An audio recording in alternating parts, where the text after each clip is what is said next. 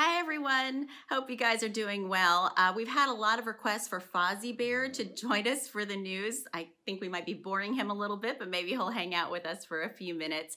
We are in week 6 or maybe week 7 of SNN at home. I've kind of lost track of that. But one thing I have been paying close attention to is this paradigm shift between Americans and marijuana. In just a couple short years, we've gone from it being completely illegal to it being considered essential in the COVID-19 shutdown. There are 31 states that have allowed dispensaries to stay open when other businesses have been required to close.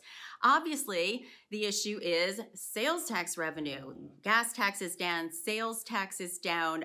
All at the same time, the governors are really having to spend a fortune fighting the virus. So that's a great boon for states. Unfortunately, what goes around doesn't always come around, especially financially. It turns out these dispensaries are not allowed to claim any of the PPP money to keep their doors open and to pay their employees because they are essentially breaking federal law.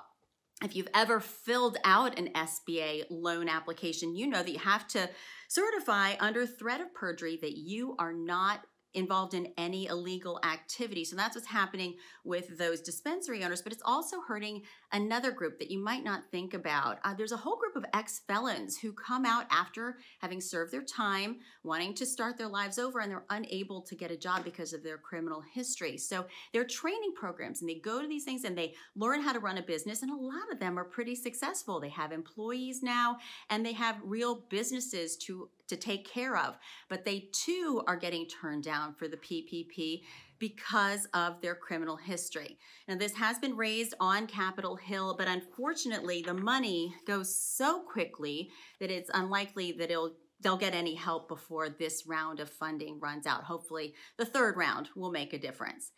We've been warning you also throughout all this COVID-19 business that there are scammers taking advantage of folks. And there are plenty of ways that you can help yourself. And now the 3 major credit unions are helping as well. They are now offering a free weekly credit report. All you have to do is go to annualcreditreport.com and they'll give you that report. You can make sure nobody's sticking their nose into things where they don't belong. There are lots of other things you can do to make sure your financial house is in order as well. And we've got that in the blog accompanying this video. It's all at our website, ebiinc.com. So be sure to check it out, and we will join you again next week.